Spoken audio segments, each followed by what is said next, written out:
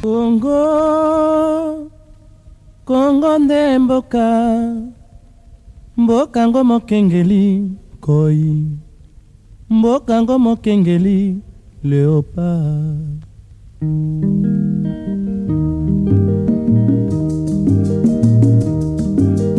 Mikolo tosekelaki na mosolo ya mboka Congo ekoki.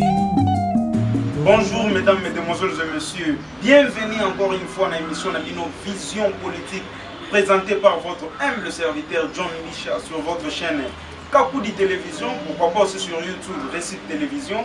Aujourd'hui on a le réel plaisir d'être accueilli dans sa propre résidence. Lui c'est le président Bob Bolabo qui est président du parti RPDR, Rassemblement du Peuple pour la Démocratie et le Renouveau. Oezali parti Ozanakati à la Mouka, ensemble avec lui, Tokolobela Makamouya, Union Sacrée au Mokonzamoka Konvokaki, pourquoi pas position à Martin Fayoul sur l'Union Sacrée, et nous allons aussi chuter à faire 12 millions, tout le monde bureau d'âge convoqué, et c'est 12 millions pour la session extraordinaire. Pourquoi pas aussi position à Jean-Pierre Mbé, Madame Moïse Katumbi, côté de l'Union Sacrée, mais Adolphe Mouzito, le président Martin Fayoul, Batika Likaga, dans la Mouka. Sur ce, je vais directement saluer mon invité. Bonjour Président Bob. Oui, bonjour Michel. Oui Président, comment vous allez la santé? Moi je me porte bien. Merci beaucoup Président.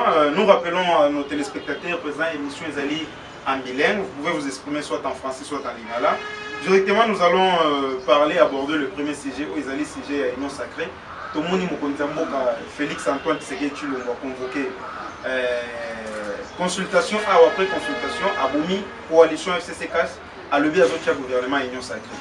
Quelle est votre position? Position d'abord, il y a parti aux Aliko Kamba pour la mécanisme où il y a Union Sacrée de la République. Bon, merci pour le mot. Je veux dire que avant de répondre à la question sur l'Union Sacrée, j'aimerais faire juste une petite introduction ou alors nous ferons la parenthèse pour vous avant d'acheter la question. Je veux dire ceci. Dans ces pays, depuis 2006, il y a un homme, Kabila, qui a dirigé ce pays. A dirigé en haut pendant 18 ans. Pendant 18 ans, le bilan de Kabila sur le plan économique, vous avez catastrophique. Sur le plan politique, il n'en parle même pas. Donc il avait instauré une dictature de la Katangoko. La pensée unique. Sur le plan social, il y a une situation locale, vraiment, le peuple a été content. Face à cette situation-là, le peuple congolais s'était organisé. Pour s'organiser, on est parti en guerre contre la Kabylie. La guerre, on a eu très bien qu'il y a eu beaucoup de morts. On ne citait que Rossi Chimanga et Rossi Okendi. Kapangala, mais j'ai pu commencer à citer beaucoup d'autres. On a connu beaucoup d'autres personnes qui étaient en exil. Ming Babunga, Ming Bakaya de force commune. Mais ça, c'est le résultat il y a 18 ans à régime. Pour combattre avec Fayoulou, avec Félix, avec Matungulu et les autres. Mais il y a un moment où on était un peu essoufflé. Parce que comme très dur. Il a fallu que les catholiques à travers celle-ci. Pour mener le combat, tu es obligé Kabila à obtenir le troisième mandat. Tu es obligé à sa élection. Les limite pour qu'il y ait une élection, on s'est dit que non. Ceux qui ont une élection en ordre dispersé, à risquer à tricher. Le 29 septembre 2017, à l'esplanade du Stade de Martyr, le peuple a signé un politicien va présenter un seul candidat, pas deux. Ce qui a fait qu'on est parti dans Genève, Martin Fayoulou a mis candidat premier opposition. Et quoi vous avez Félix, et quoi vous avez Matungulu, et quoi vous avez, comment dirais-je, Kamere. Sur les Kamere, aujourd'hui on allait soutenir Kamere. Sur les Félix, le peuple allait être derrière Félix. Mais c'était Martin Fayoulou qui était sorti comme candidat premier. À partir de ce moment-là, il y a des mamans qui ont des mboka, il y a des couples. comment Martin Fayulu, c'est lui le candidat commun. Mais Martin Fayulu, mais le fait qu'Aka a mis un candidat commun en opposition, le peuple a topé Madame. Félix, on a caméra, parce que ça est là. Donc, il y a une élection. Donc, comme une élection, parce que le peuple s'est souvenu qu'il y a un seul candidat pour lui, c'est Martin Fayulu. Le peuple a voté Martin Fayulu massivement. Quand je dis massivement, nous voyons très bien, même quand on dit 69% les Arabouquets.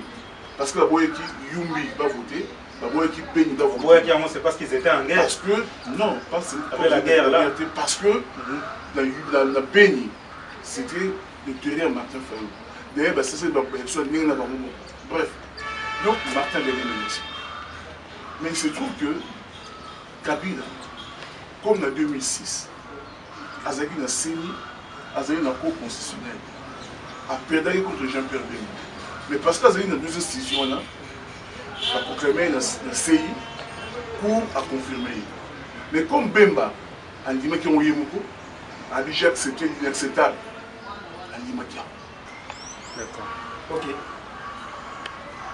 Oui, Président, bon, tout le monde, Martin Fayulu, on a discours, on a eu dernièrement.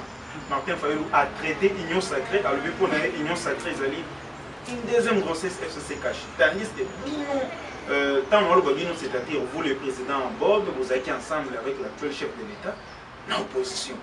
Au Bandé, aussi, on a Kabila Lom. Félix a eu courage, après 2 ans, alors rien ne marche à Kati, Bibala, na Kabila. Les le sous le boy pour s'en aller pour Nani. Pourquoi pas, bon, boiter pas pour que vous soyez pour ton amour à l'union sacrée. Quelle est maintenant réellement votre position et surtout la position de votre parti RPDR?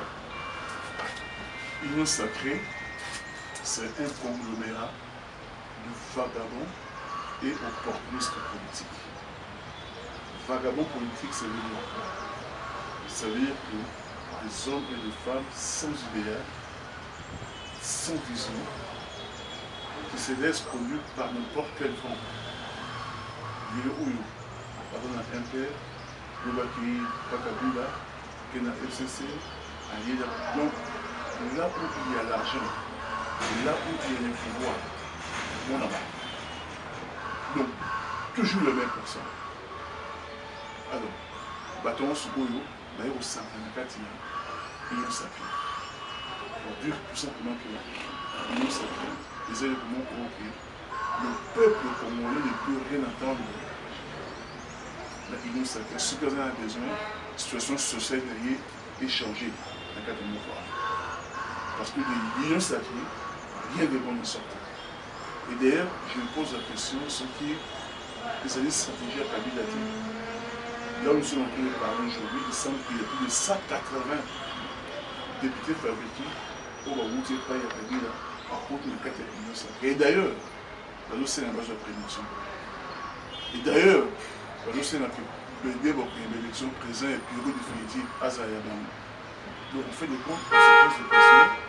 C'est quoi l'union sacrée? L'union sacrée, les uns contournent dans l'humanité.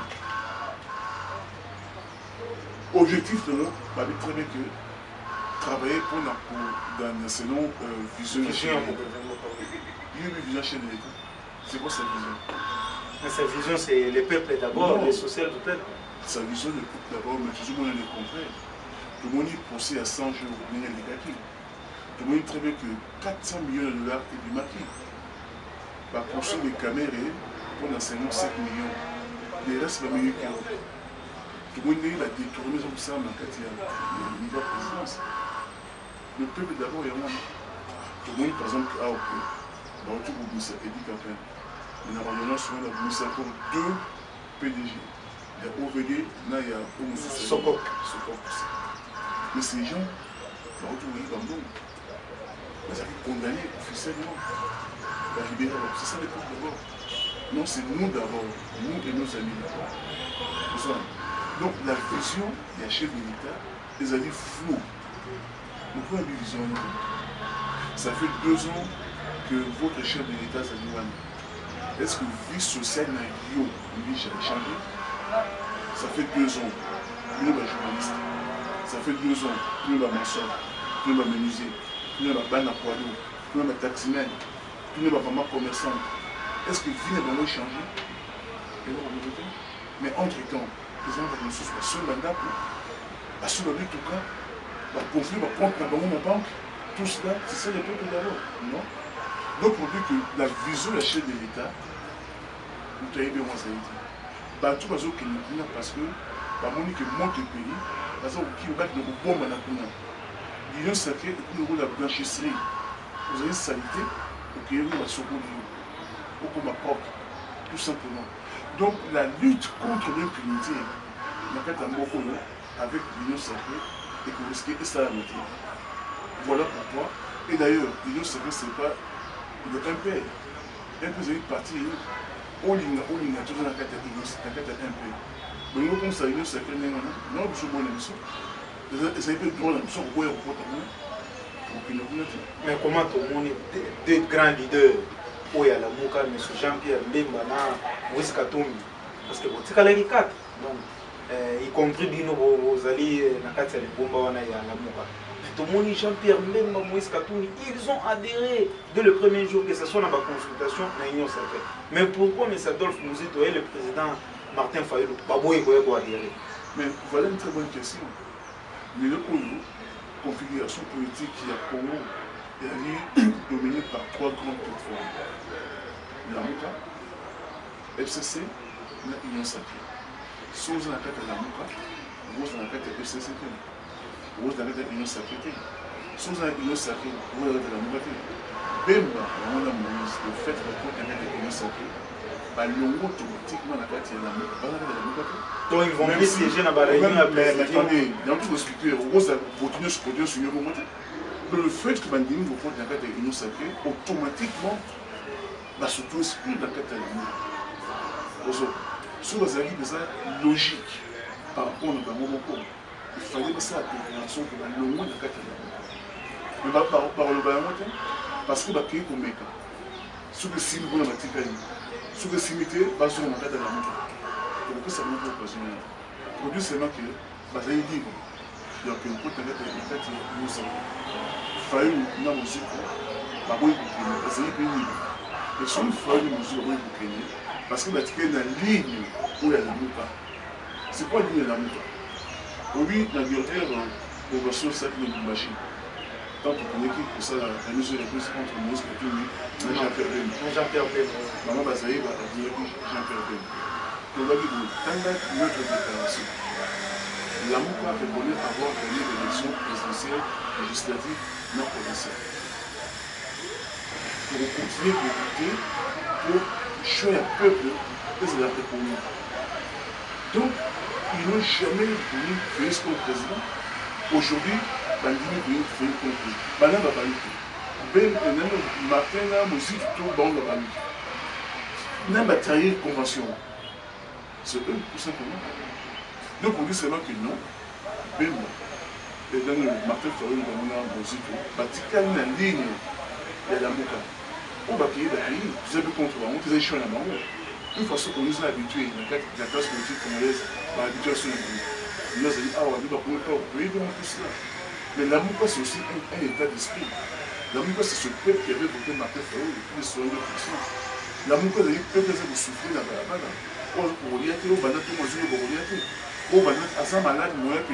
Parce que c'est ça aussi la Mouka. C'est cet esprit-là, c'est ce peuple-là qui ose souffrir. Et la Mouka il faut rater. Tant que ce peuple a la place, la Mouka vous allez toujours. Ce Mouka vous m'attendez dans la Mouka. Il faut toujours résoudre le problème, il y a peuple, c'est le plan social. Si vous résolvez pour un peuple, moi la Mouka profite. Comme le temps qu'on a monté. Et il faut dire parce que le peuple doit toujours rester vigilant. Si le peuple azali, comme disait Laurent disait Kabila, si le peuple ne se prenait pas en charge, ça ne va pas. La Mouka, c'est la création, c'est le peuple qui a créé la Mouka. Alors, comment analysez-vous, Président Pomoni, ancien secrétaire général et à partir nouvelle ELA, Maître Steve Kivuata, où azali vraiment fait grand combattant à l'idée, ma casse dans la Mouka. Pomoni a comme on a eu na IGF, l'inspection générale de la finance, subitement tout le monde va suspendre et pas président Mouzito. C'est dit à quoi on dit que travailler parce que IGF on est rattaché à la présidence. Quand on travaille dans l'IGF, il y a un monde va sanctionner comme secrétaire à nouvelle élan. Non. Steve Pivote, que je salue, un garçon très intelligent, va sanctionner à premier fonctionnaire. Quand tu es fonctionnaire, moi c'est la politique active qui s'est dit. Donc un fonctionnaire dans l'IGF, à quoi on contient pour la secrétaire générale la nouvelle élan. Il y a moi naturellement, partir comment dire, Blanchard en place. Mais Steve Pivote, la nouvelle si tu comptes assez la concours, en 2010, assez la en 2010, en 2011, la salle concours avait dit de 2000. Depuis 2010, ça commence à présenter. Parce qu'il y a 7 ans, c'est un concours à Zorakaka. Ce qu'on va jouer dans 50 personnes. À Zali, parmi les 2000, pour mon avis, la nouvelle a dit fonctionnaire de l'État. Il se trouve que l'IGF, vous avez comment dire, attaché à la présidence. Mais ça veut rien dire. Parce que pose la carte IGF, pose la carte de Félix. La carte IGF, Félix Bazali, Martin Bazali, c'est des fonctionnaires. Ils ont été IGF. Donc, Steve Pivote, il reste pour nous un combattant, même si aujourd'hui, les fonctionnaires, moyens d'un combat actif des Haïtiens. Ici, dans sa propre résidence privée, lui, c'est le président Bob Bolabo, où il y avait les cadres mènent à la Mouka. Pour continuer de Martin Fayol, pourquoi pas dans Golf Musito. Nous sommes tentés sûrement déjà à Bochité Tikali sujet à Soukato le dernier sujet où ils allaient cambier 12 millions de dollars. Nous avons vu le président Bob, bureau d'âge Assemblée nationale, où ils allaient dirigé par M. Bosso, signé 12 millions de dollars pour un congrès extraordinaire. Mais tout le monde, quelques députés FCC va réagir, il paraît-il, il y a même déjà une motion pour pourquoi il s'est bureau d'âge pour dire que non, bureau d'âge c'est un mot belé 12 millions de dollars on a des députés FCC. Et le rapporteur à bureau d'âge a réagi à lui non, Tokoti a donc bureau Mabunda et c'est un petit peu bon. Quelles sont vos analyses, vos impressions par rapport à cette affaire à 12 millions de dollars? D'abord, bureau et Mabunda, c'est une volonté, il y a des textes qui existent, qui sont pris. Mabunda a 6 millions de dollars. Bango va multiplier par 2, na 12 millions, pour la session extraordinaire. La 12 millions, on va commencer à mailler. Qui nous sert tout, on a dit maman il comme. La 12 millions, on va soumettre là, on soldat, on cercueil. Au début, on a fait un sachet. La 12 millions, on va ça, on va comme mais 12 millions, on va tirer pour la session. Extraordinaire. Mais si vous avez la rubrique, bâtir 8 millions pour un frère fonctionnement. Frère fonctionnement, il n'y a pas. 500 000 pour un émonument, il va débiter tout ça. Mais c'est trop. Donc, je vois un petit peu comme OK. L'été zaté. Chacun fait ça. Donc, tout je vois très bien que nous avons profit, là nous avons suivi. Chacun fait tout. Moi, nous sommes sur la barre, on a un autre. Moi, il y a pour moi à Bénin, à Souka. À ce moment, on va mourir en Souka, tout simplement. 12 millions, c'est trop. Et moi, je te dis que sur le salaire audit, on va entrer possible. Donc, à ce niveau-là, si vous avez interpellé, mention contre moi, je trouve que c'est tout à fait normal. Mais là, encore, au monde, les désordres qu'il y a dans la catégorie, c'est que bureau d'âge, on va dire, normalement, il fallait pas pour cette élection, il y a le bureau définitif, il va se mettre à la bon, on se répond à la question qui est pas contre un dossier, d'un contrôle parlementaire, tout ça. La motion peut contre le Premier ministre. Et ça, on va la remonter. Donc, quand je dis que ce gouvernement, ce régime, nous a habitués dans la filiation constitutionnelle, mais c'est vrai. C'est vrai. Donc, on dit que c'est même poussé 12 millions, ils allaient trop pour la session juste il y a un mois. Mais même, est-ce qu'on avait besoin de session extraordinaire? Tant que vous avez bon, vous êtes dans la caisse. On pouvait attendre le mois de mars pour une session normale à cause de la tout ça. Pourquoi session extraordinaire alors que nous sommes bons? Non, il y a une question de la gestion, de la mauvaise gouvernance du Cameroun. Le pays n'est pas gouverné. Tout simplement, c'est le leadership. Non, on manque de leadership. Oui, mais un leader, c'est quoi? Un leader, ce n'est pas l'homme le plus intelligent, mais l'homme le plus fort. Un leader, c'est l'homme qui est capable de fédérer la capacité à battre. nous avons la classe d'apprenti, nous avons la classe d'apprenti, nous avons fédéré à mon côté pour avancer. C'est ça l'idée. Mais on marque un leader de la parce qu'en fait, le peuple a montré une marque de l'équipe, il faut mettre son mot, on va se mettre. 12 millions, c'est trop.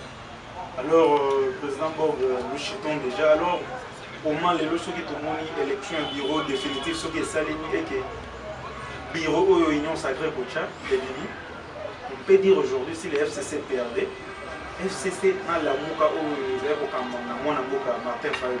On peut dire on a beaucoup parlé même langage pour faire l'opposition. Oui, la vérité reste la vérité. La fois dernière, nous sommes qui contre le ministre Malone. Vous savez, dans la manifestation, il est plus sur la contre. Mais comment il va il est plus là. On se retrouve dans le terrain. Donc, lorsque Martin Fayou ou bien Namouka dit quelque chose qui est vrai, par exemple, nous savons que la constitution a 3 juges. Et c'est que c'est d'accord dans le monde. Ça veut dire que tout le monde travaille ensemble. Non. On pourra se retrouver sur certains points, mais jamais, l'état-major dans le but, on travaille ensemble, jamais. Jamais. Comme sur certains points, on pourra se retrouver dans il y a une sacrée, on pourra se retrouver. C'est ça le combat politique. Mais nous sommes ne travaillera jamais pour s'associer dans la FCC, d'autant plus que nous sommes opposants. Nous sommes de la résistance. On parle du principe que la victoire du peuple a été volée. On ne sait pas pour que le peuple a retrouvé la victoire. Pour la d'opposition. Merci, Président Bob. Nous voici déjà arrivés à la fin de votre émission. Président Bob, je ne sais pas si vous avez un dernier mot. Non, le dernier mot, c'est en rapport avec ce qui se passe dans Istanbul en émission. C'est terrible. Les gens meurent tous les jours. À la Kinshasa, la présence de la fête. La présence de la distraction. La présence de la poste. La présence de la mention. La présence de 12 millions. Pendant que les gens meurent, l'année passée, Noël, le 25, le président Martin, j'étais là aussi pour passer une Noël dans le pays. On a discuté avec les gens. Parce qu'on a dit complètement désespéré. Ils se posent la question sur le format que basé sur les Congolais, sur les Congolais, l'État est là. On dit abandonner à eux-mêmes. Comment ne pas croire ça lorsque basé sur tous les jours, même pas des mots de condoléances de la part du régime, même pas de la part de la présidence, de la part du gouvernement, d'ailleurs quel gouvernement. Là, ça va sous la réunion, le conseil ministre. Mais tout est bloqué. Tout à l'heure, le président parlementaire, l'Assemblée nationale, le conseil ministre, c'est ça la marathon. Donc c'est ce qui fait tout. Mais il fait mal. Donc le pays n'a lieu aux gens opprimés. C'est vraiment, on doit prendre conscience que on risque un jour, dans tout le monde de la moquée, on va l'occuper. Parce que là maintenant, la société civile, la S, on nous dit clairement que le roi ne se prépare pour la guerre.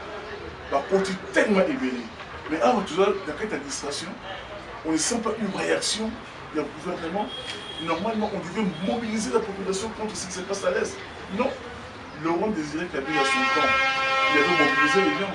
Avec vous, sur H, vous, sur pays, vous, sur défendez votre pays.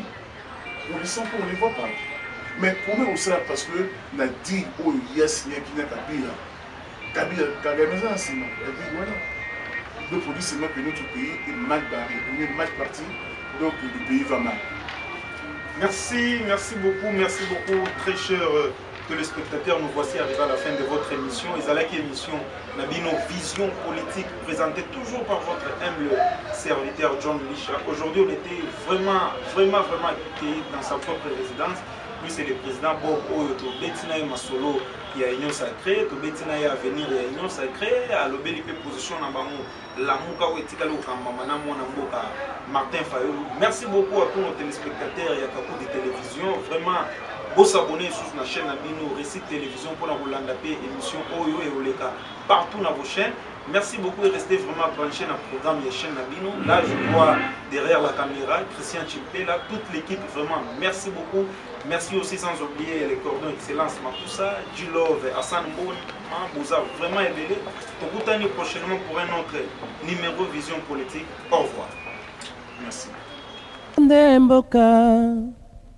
Mboka ngo mokengeli koi, mboka ngo mokengeli léopard.